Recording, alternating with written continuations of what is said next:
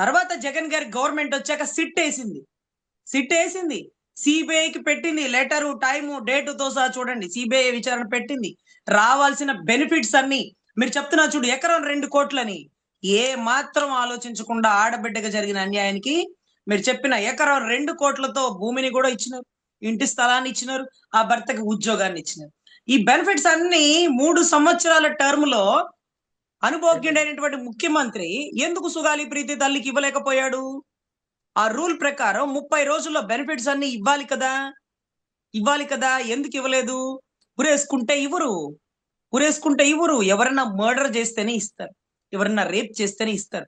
కానీ గత గవర్నమెంట్ లో ఆ సెక్షన్లన్నీ తీసేసి నేరగాళ్ళకి కొమ్ము కాసి 8 రోజుల్లో 10 రోజుల్లో వాళ్ళు బయటకు కూడా వచ్చేసినారండి. 8 డేస్ అనుకుంటా. విత్ ఇన్ 8 డేస్ లో బయటకు వచ్చేసినారు. ఫోక్సో కేసు, మైనర్ బిడ్డ case, rape case, murder case, అనుమానాస్పదముది 174 సస్పీషియస్ డెత్.